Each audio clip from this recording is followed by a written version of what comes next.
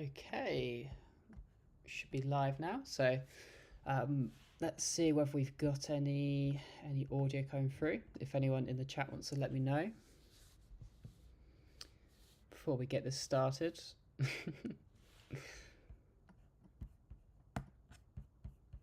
Cool. Yeah, seems like they've got audio. So welcome back to another RideTo Rise Club live stream. Today we will be going over any sort of questions you may have regarding getting your license, improving riding, and just a general forum for you to ask questions with an instructor if you've got any. So I'm going to go ahead and bring Rich on. Some of you guys have already watched streams with Rich before, so here's Rich right here.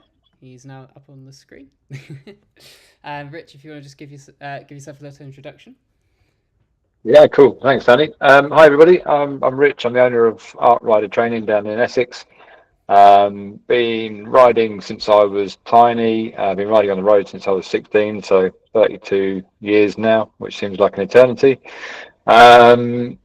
I've been a qualified instructor since 2005, and also fully qualified up to the advanced enhanced rider scheme instructor status, and also a track day instructor at Silverstone.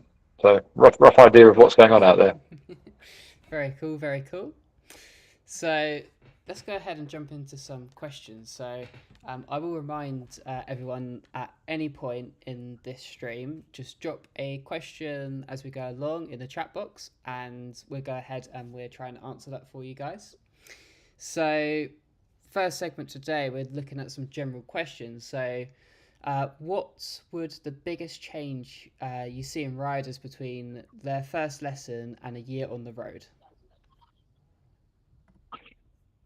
Good question. I think the biggest one for me is that bum on seat time, and them looking far more relaxed on the bike, not looking quite as sort of stressed and pressured, and potentially hanging on for dear life. So yeah, that bum on seat time breeds a bit of confidence and a bit of relaxation. You can see it in their sort of body posture on the bike, that they look a bit more chilled and a bit more and in control, basically. Which naturally leads that being in control, that naturally leads to them relaxing more. However, it does sort of make me chuckle slightly whenever they pull up to come and see us at the training school, that they'll see us instructors standing out the front, then almost automatically fall back into sort of shoulder checks and doing everything sort of properly and slow riding technique, and yeah, almost like they're sort of being watched on test again.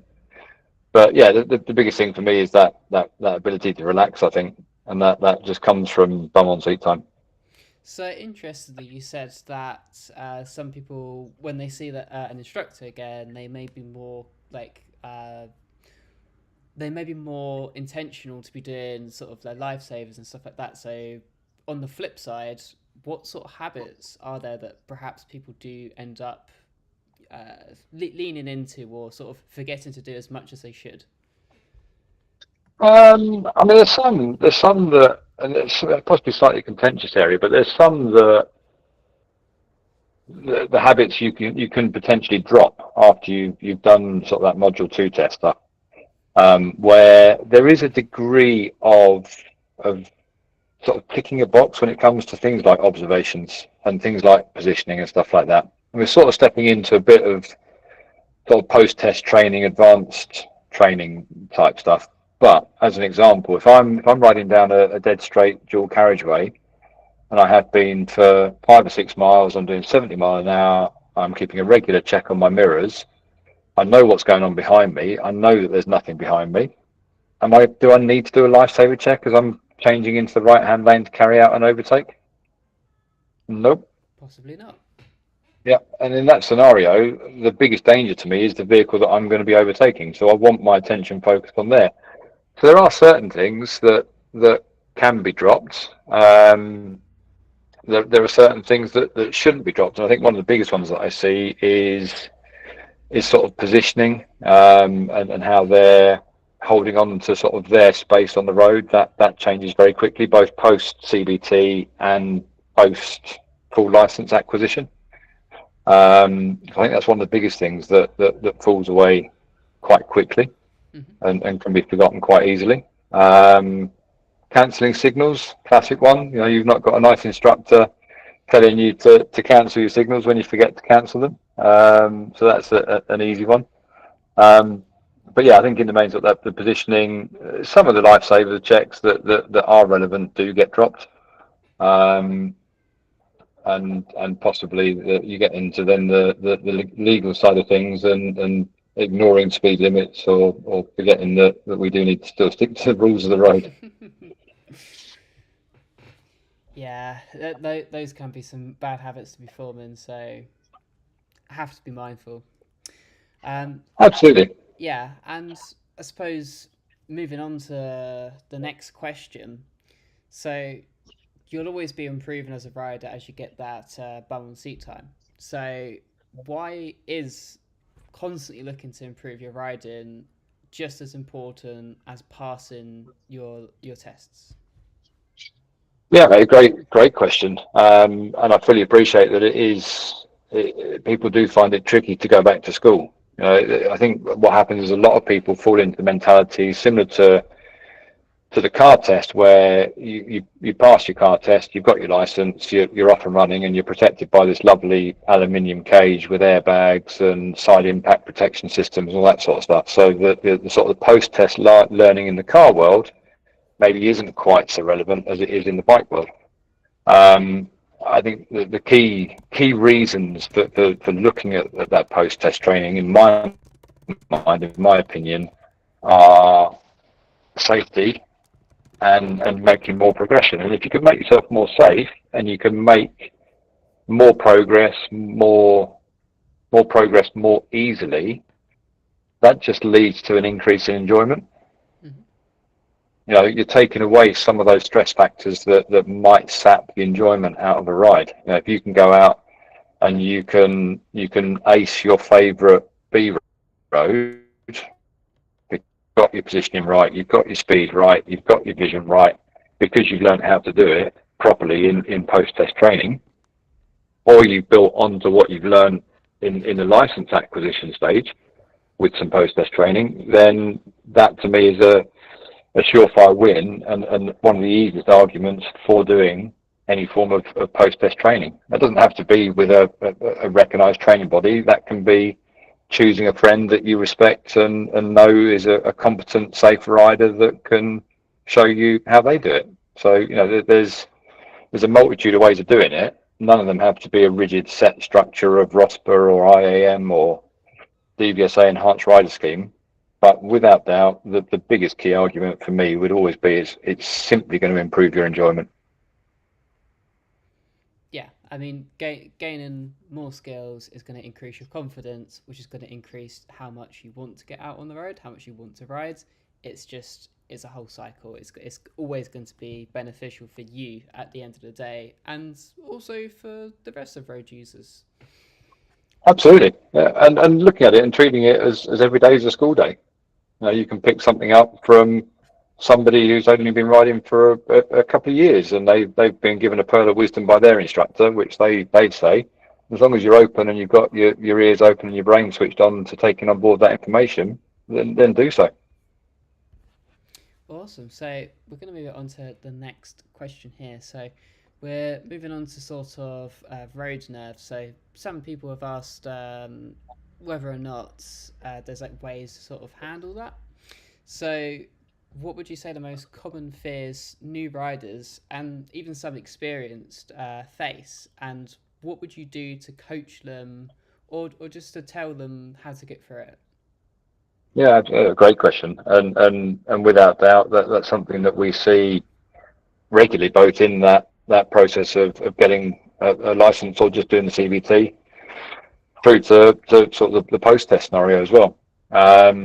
I think biggest fears are the sort of the classic Smidsy, sorry mate, I didn't see you, like that car pulling out on you. Um, Probably closely followed by misjudging a country bend. When you start sort of looking at things like motorways and dual carriageways, they're actually, despite the higher speed, they're actually relatively safe. And the majority of motorbike incidents are sole rider incidents in rural roads or country roads. So I think the biggest fears are that is that loss of control, either through somebody pulling out on you unexpectedly, changing lane, P junction, etc., or that single rider error where they've come into a corner too hot. I think they're the two biggest fears. And in terms of overcoming those, it's similar to what we've just been saying about that post-test training, and getting information from somebody that is either qualified or has a lot of experience that can help you through those nerves. The biggest answer to all of it is vision and planning. Now, if you can have I'm going to say structured approach. I don't want that to sound like it's sort of boring, like formulaic riding, because that's not how I ride when I'm out having a fun ride. But I'm constantly deploying this vision as far up the road as I can, asking myself the questions about what's going on around me, and almost putting a plan in place to deal with the what if. What if that car does pull out on me? What's my escape route? Where can I get to? What's going to keep me safe? So yeah, vision and planning are the two biggest things that help unlock a whole plethora of bike nerve situations. Yeah, it's anticipating what may happen and ensuring that whatever you're doing is going to lower the risk of anything happening. Absolutely. That's similar to playing chess, constantly 7 or 8, 9, even 10 moves in front of where you're at right now. Yeah. It's a great approach to have. So sort of on that, if you've had a bit of a wobbly moment on the road, how might you best reset and regain focus? Yeah, great. Another great question. I think that's a very individual answer. I think in terms of everybody's going to deal with stuff differently. There'll be somebody that will almost shrug it off and carry on. There'll be the other end of the spectrum where somebody will massively overanalyze it, and it will potentially hamper quite badly their enjoyment of motorcycling. I've heard stories of people that have had a scare and have then got home, parked the bike up in the garage, and never got it out ever again. So yeah, very very individual question. I think if it has really knocked you, then it's a case of starting small and just building those blocks up again, trusting the fact that up until that point you've had the skill set to keep yourself safe.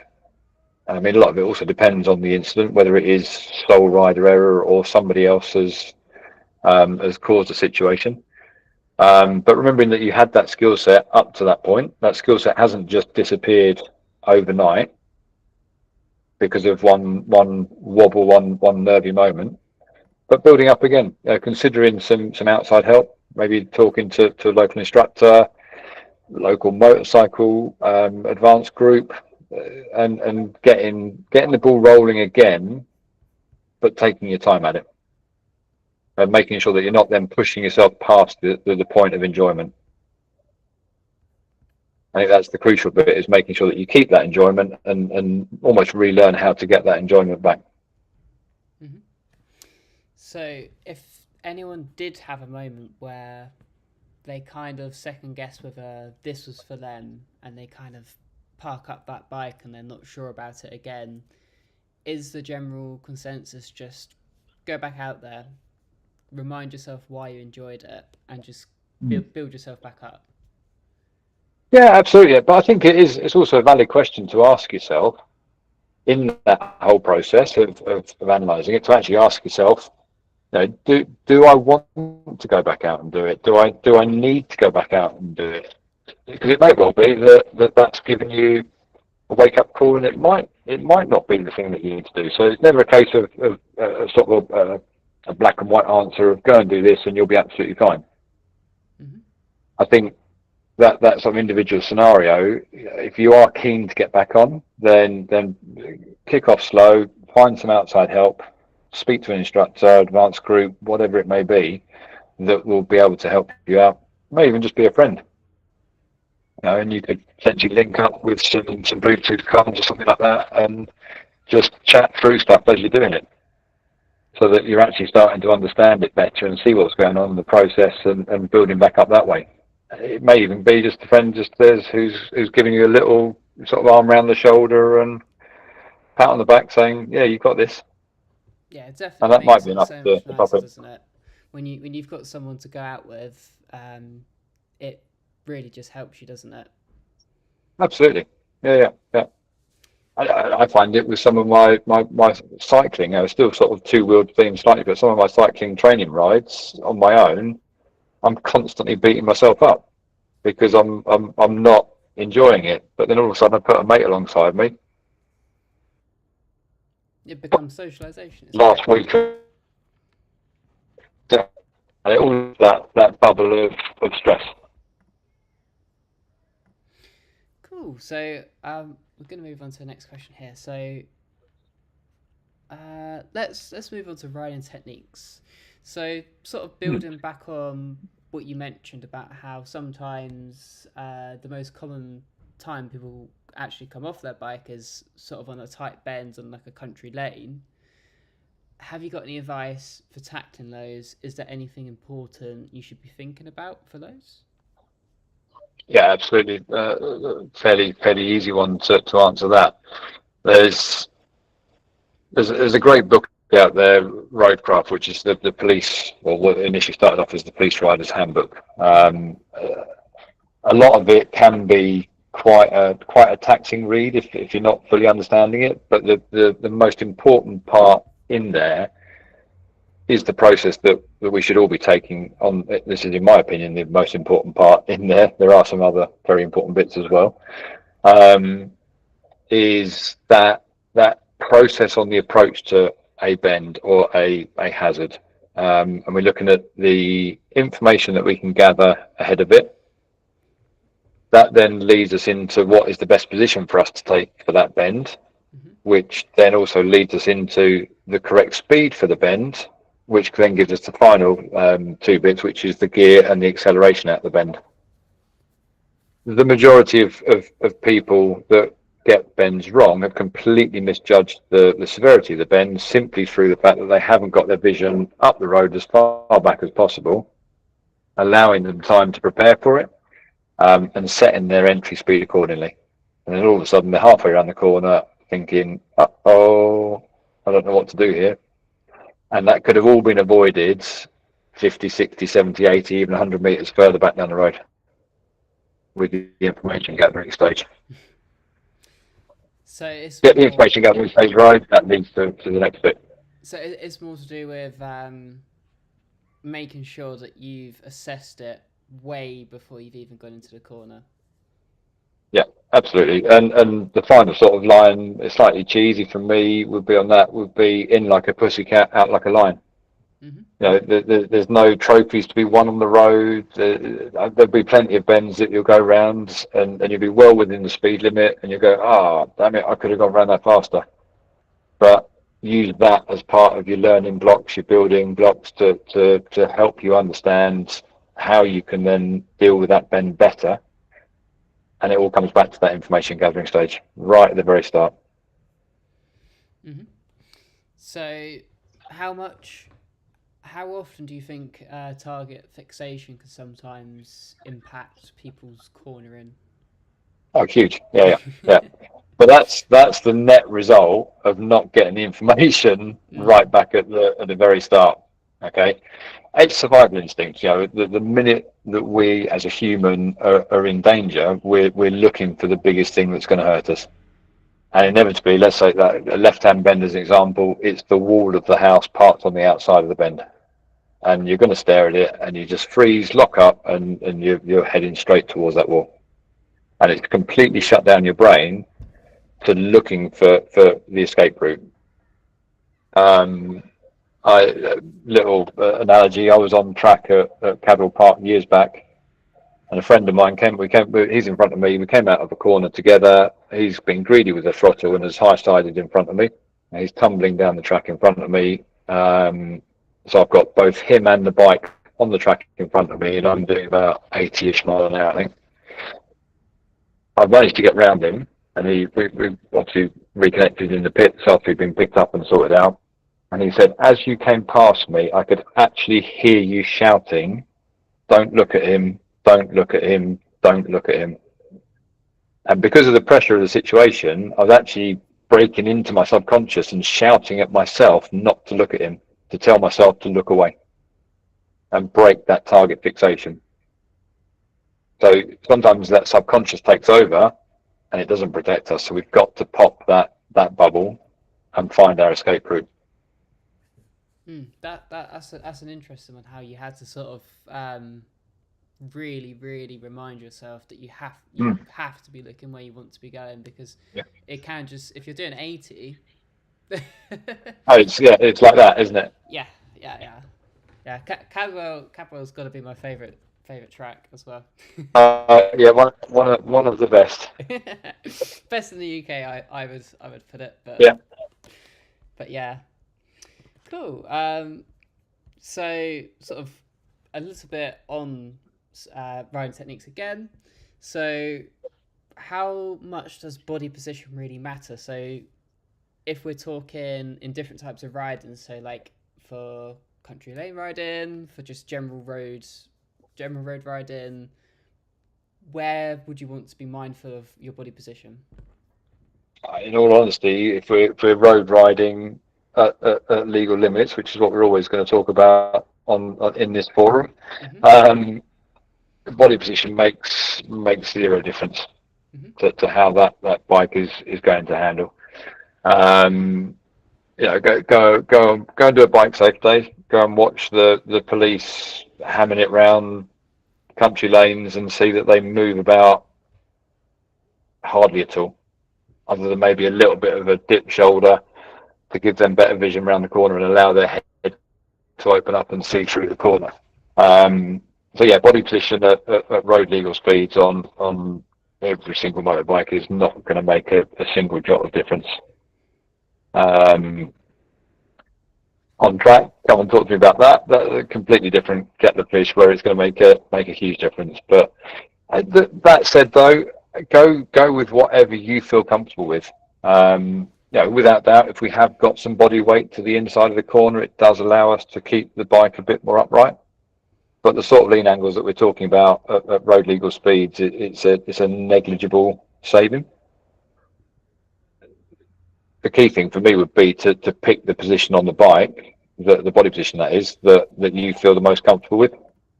So if you do like hanging off to the inside a little bit, nothing wrong with it at all. That's not going to upset the bike. Don't get me wrong, if we're hanging off to the outside and pushing the bike down underneath us like a sort of motocross rider, then you're starting to get into different levels of grip. But yeah, whatever you're comfortable with. The key thing is for me not to sacrifice your vision. If you've got a left-hand bend, for example, and all of a sudden you're hanging off the bike to the left like Marc Marquez, and you've got your head right over to the left, all of a sudden you've shut down a load of your vision through that left-hand bend. Yeah. Flip to that right-hand side, we're hanging off to the right, we're then putting our head into potential conflict with oncoming traffic. So it's just considering what the benefits are and making sure you're picking the right style, the right line that gives you the best options through the bend. So I'm curious now, and I'm sure others will be. Obviously, as you get into motorcycling, you hear about lean and you hear about all of this stuff, and it does seem that it is basically just very much a track-focused discipline that you'd be doing there. So getting that lean, does that just help you get yourself through that corner quicker? How does it affect the bike? Basically, in a nutshell, if you've got weight to the inside of the corner, it allows the bike to stay more upright. So you're maximising your contact patch with the road. You're not, if we're getting into sort of in-depth answer, you're also not starting to explore the limits of the physics in terms of forces that are acting on the bike as well. which are trying to overcome that grip. So yeah, I think it's without doubt. You know, if you come to me at Silverstone and you ask me to coach you how to get around Silverstone as fast as you possibly can, then without doubt I'm going to be talking to you about body position, because then we are talking about exploring the limits of grip. We shouldn't really be exploring the limits of grip on a normal road ride. No. Sticking to the legal limits. Nope. Cool. So we move on to a different riding technique here. So if we're moving towards sort of the controls of the bike, what is the biggest bad habit you see that people use with the clutch and the throttle? Okay, yeah, good question. We're talking sort of learner stage here, or We sort of can throughout? talk. We can talk at different stages. So perhaps like real early learner Yeah, stages, yeah, and then let's talk about bad habits that you develop. yeah, absolutely. So I mean, real early learner stages, you're going to have the clutch dump. So you're treating it like an on-off switch rather than a smooth, gradual release of the clutch. So that's going to be the issue with the clutch side of things. With the throttle, it's always going to be the hand-fisted use of the throttle. So yeah, that sorry, there's two things actually with the throttle. Either hand-fisted loads of, which coupled with a dumping of the clutch is starting to cause us to overcome or try and overcome the forces of gravity with the front wheel. At learner stage, one of the biggest things though is actually being scared of that throttle and not actually using that throttle correctly when pulling away, and just trying to do it all in the clutch, get the bike moving, and then introduce the throttle, Mm-hmm. and that just leads to a very sort of choppy ride. As people sort of start to move on, what we tend to find is people sort of get through the module one stage where they've learned this lovely slow riding technique to get through slalom, figure of eight, etc., etc., and then completely drop it for the module two stuff. And then all of a sudden they're swan necking out of T junctions because it's almost like they've never ridden a bike slowly before. And so that's a key one in that sort of license acquisition stage. Just remembering that in that situation, the clutch and the throttle used in harmony are your friend to get you out of a junction nice and smoothly without getting too close to the curb on the opposite side of the road or potentially swan necking out into traffic coming the other way. The sort of post-test stuff, I think probably the biggest one that I see, especially when I'm doing some of the enhanced rider scheme stuff, is people getting on the throttle a little bit too early in a corner and starting to run wide, not reading that road properly, and starting to run wide on exit of corner. So that would be the sort of the three stages, I suppose, of rider. Mm-hmm. So if you get onto the throttle too early as you're leaving, does that push you further out of your sort of Yeah. line? Okay. The faster you're going, the more your radius of turn increases, Mm-hmm. unless you counter it with more lean angle. Yeah. So basically, for road riding, if you are going too fast on the corners, you're gonna be starting to really upset the bike and leaning into like increasing your risk of coming off the bike. Yeah, you start to sort of think about losing your grip. You know, we've got almost like a sort of a circle Venn diagram type thing of grip, where the more lean angle you've got, the less grip you've got, the more you start to get this sort of tire slip potentially. You know, we're talking extremes here. The majority of the normal within speed limit road riding isn't going to get anywhere near this limit. So I don't want to start sort of freaking people out that might be at the start of their motorcycling journey, but it is important to remember that the more lean angle we've got, the more we increase the danger or the likelihood of contact starting to break away. Yeah, I think it's also good from from a beginner's perspective to also hear this, because it just should give you a bit more confidence in knowing that the machine will handle the corner.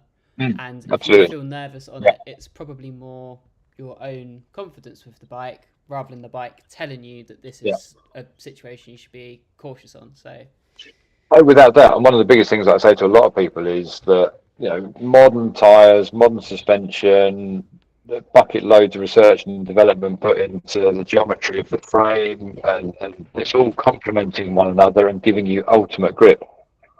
And the majority of modern bikes are far more capable than us mere mortals are. But we get onto it, and it is, unfortunately, 99 times out of 100, it's user error. And we're the ones that have messed it up, where that bike would have been perfectly comfortable, sat on that radius and that lean angle to get around that corner. We've then put another input in somewhere that has messed it up. Hmm. And sort of as like a quick fire question on this kind of topic, when it Mm. comes to the machine, some of them nowadays they do have like traction control, they have ABS. How much Yeah, importance should you place in? Well, okay, we can have two angles here. Like, how much should you trust these, and yeah. is it worth buying a bike with these? Okay. Great question. You said quick fire, so I will try and keep it short, but I could talk to you about this all night long. So the modern traction control, when we're talking about the bigger manufacturers, is incredible, Hmm. like ridiculously good. Um, do you need to go out and buy one that has got all of the bells and whistles on it? If that's the way you're inclined, and that's sort of how your brain would get the most enjoyment out of motorcycling, absolutely. Yeah. There's also a lot to be said for riding a bike, you know, with ABS, but without some of the traction control, and actually learning what a bike does. And I had it growing up with bikes that had nothing, no ABS, no traction control. And you'd have a tiny little slide of the rear wheel when you've been a bit greedy with the throttle, and it's probably about that much, but it feels like it's this much. You know, it feels huge. So there is an argument, I would say, to have a bit of learning with an analog bike, but without doubt, these digital bikes are incredible. Yeah. I was actually offered to buy. What was it now? It was a CBR 600, a fairly old one. I think it was like a 96. Yep. And I must admit, I was a little bit put off with the fact it didn't have ABS. I'm not sure how. Yep.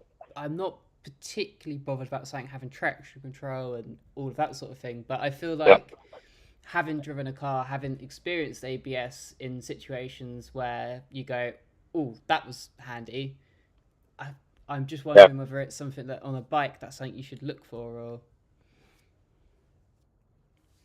Seems that ABS is a good one for that panic situation. I've I've had to use it, and I unfortunately had cornering ABS, so it deals with it when you're tipped over because a car pulled out of a junction. Um, would I have stopped the bike as efficiently? I think I'd back myself to have the skill set where I've learned without the ABS to do it as well. But it's one of those situations where it's impossible to say either way. yeah, yeah, for I sure. think, you know, modern world with sort of modern ABS, it is a nice one to have. Hmm. Yeah, for sure. But don't let it put you off getting a enjoyment out of an analog bike. Yeah, Just to ride remembering that you haven't got ABS. yeah. It's goes back to what you were saying earlier. Of you just have to anticipate and work with what you've got, work with what the road's showing you, work with what you're riding. Absolutely. And the key thing for me with these digital bikes is that we shouldn't be, because that is, all of that is a safety net. When we start talking about traction control, anti-wheelie, slide control, etc., and, you know, engine braking management, blah blah blah, they're a safety net for us as road users. You know, turning a track bike, a road bike into a track bike that's got all of that stuff on it, the majority of that is ripped out. Um, my concern is that we become almost like a PlayStation generation of riders, where and I see it on track where people are using their road bike with all the bells and whistles on, and they're using those safety nets all the time.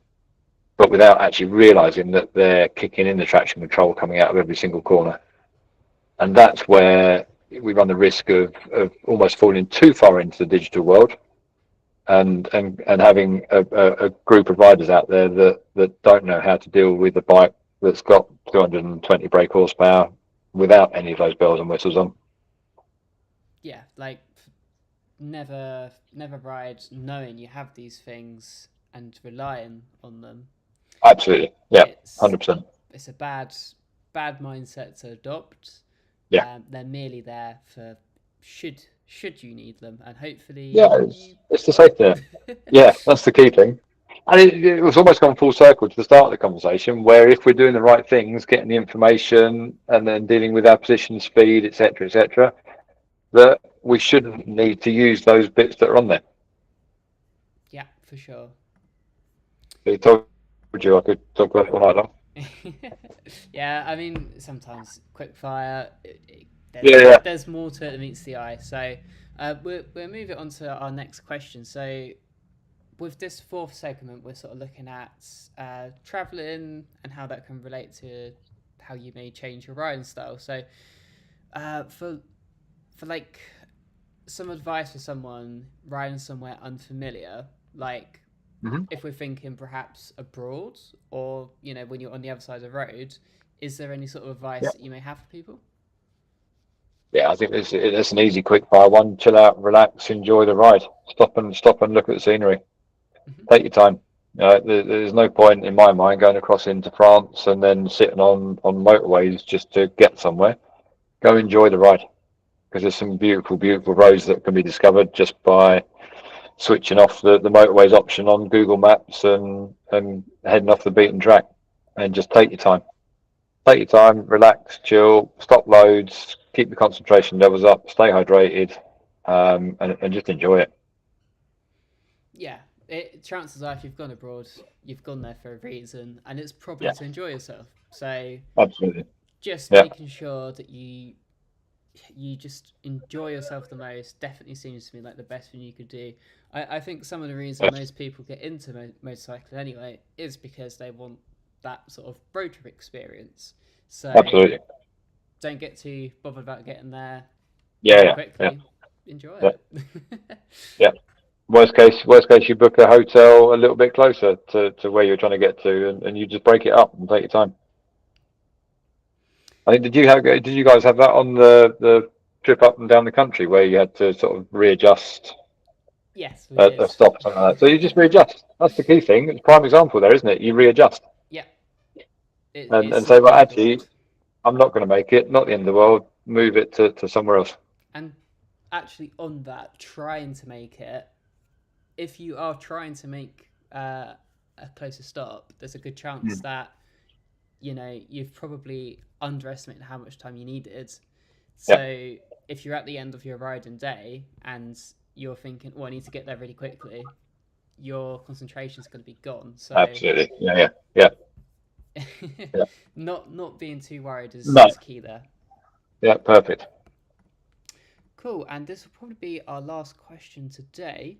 So, when riding with friends, how do you keep things safe but fun? So, we could view this in two ways. So, like as a convoy, riding with a group, tips on that, and then also tips on when you do ride with groups. If people are trying to be a little bit silly, how do you deal with that? Yeah, cool. That's a great question, because it's becoming more and more popular, I think, with sort of social media and Facebook and stuff like that, where you're getting local bike groups that are forming. Hmm. I think the key thing to get an enjoyment out of riding as a group is actually to, before the ride takes off, just have 5 minutes of chatting about how you're going to do it, because you're going to have different speeds.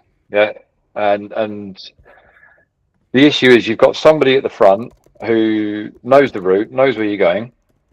They pull out of a junction, they might accelerate quite quickly up to the speed limit and then can maintain the speed limit through that section of road. All of a sudden, the 10th rider who's pulling out of the junction has now got to potentially break the speed limit to try and catch up to the back of the group. So it's talking about how you're going to manage that. And if you've got a slower rider in the group, they're going to feel the pressure of the speed. So there's things like that, and you can easily find this information on the internet. Things like the marker system is a great one for group riding. So the leader literally drops a rider at a junction, and then the everyone in the group knows who is the last rider, who always stays at the back, and then when they come through, off you go again, as the marker. So there's ways that you can alleviate that stress. I think the other thing is to talk about the position that you're going to take and making sure that you're offsetting, so you're not following directly in line of stern behind everybody. So you're just giving yourself a bit more space and a bit more vision to deal with things. I think the two crucial bits is planning how you're going to do the ride, how you're going to keep everybody as a group, or so that people know where to go, and making sure that people have got that vision. You can talk about things like, we're not going to be idiots and doing wheelies and stuff like that in the group, or whatever you want to agree as part of that group. I think there'll be the key bits for that. The important bit is, if you're talking about it from an individual point of view, if you all of a sudden you find yourself in a group where you're not comfortable, peel off, park up, do whatever, turn around, pull up in a petrol station. Even if you need to make a feeble excuse of not a feeble excuse, make an excuse that I think I've got something wrong with the bike, or a puncture, or something to save face. Yeah, don't say, oh, I'm going to peel off because you guys are being numpties. Just stop it. Get out of that situation. Find a different group. Yeah, there's no harm whatsoever, and if you feel like you're being pressured to do something that you wouldn't want to do, there's no point in doing something that's just going to make you feel uncomfortable. Enjoy yourself. Absolutely. That's probably not enjoyable. Yeah. So yeah, and I've done it riding with groups of mates that I've ridden with for years, and for whatever reason on that particular day I've gone, I'm not feeling this, and so I said, you crack on, boys, I'll see you later. And it's just where my mindset is at, or my skill set on that particular day wasn't where I wanted it to be. Called it. Yeah, and there's absolutely nothing wrong with that. Definitely not. Perfect. So we've only really got like a couple of minutes left. We haven't actually had any questions come through this time. We had viewers watching, but no one's got questions. There you go. Oh, you pitched your questions well, Danny. You've covered everything that people wanted to hear. Covered it all here. So we're leaving one final note then. So if you could give every new rider one piece of advice, what would it be? Relax. Simple as that. Relax. Yeah. And I know it's not simple for them to relax, because the nerves, the tension, etc., are there. But the biggest way to get the most amount of enjoyment out of motorcycling, in my opinion, is to relax. Cool. So we chill out. Actually, enjoy the ride. We did get one question just come through, hey. And we've sort of not really spoke about the technicalities of licensing this stream. Try to vary it a little bit, make it a little bit more focused on riding. So we have someone asking, is Mod 1 harder than Mod 2? Good question. In my opinion, this will differ between every single person that does it. I actually think it is slightly harder, because it's almost like a sort of a role play scenario.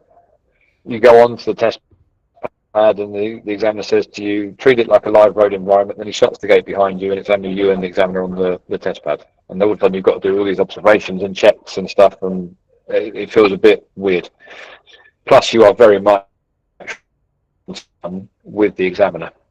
Okay, so that just ramps up the pressure a little bit. Mod 2, for the majority of people, they've got experience of using the road, whether it be as a pedestrian, a car driver, a cyclist. So all of a sudden they're back into a world that they know. That all said, in my mind, both the Module 1 and the Module 2 as tests, they're both easy to pass. They're both, if you get the right instructing and the right coaching, they're both also, unfortunately, easy to fail. A simple little foot down on a U-turn on Module 1 is an automatic fail. Leave a left indicator on 50 metres from the test centre, having ridden a perfect road ride, and unfortunately it's an automatic fail. So they're both easy to pass and easy to fail. Yeah, it's just being mindful for both of them. Yeah. And I guess our next stream, I will find out because I will be doing mine Here we go. very soon. Yeah. So, yeah. I'm excited for it. It'll be good. Yes, I'm very excited for it actually. We'll see how it goes. Yeah, it'll be fun. Awesome. So that's pretty much all we have time for today. So thanks everyone that's watched. And as always, if you have any questions, drop it in either our WhatsApp or our Discord. And we'll be either saving these for our next stream or we'll be able to directly answer you there. So thanks very much for watching. And we will see you next time. Bye all. Thanks, everyone. Bye. Cool. Super. All Done. done. Good job. I'm going for beer and food. Right. Enjoy it.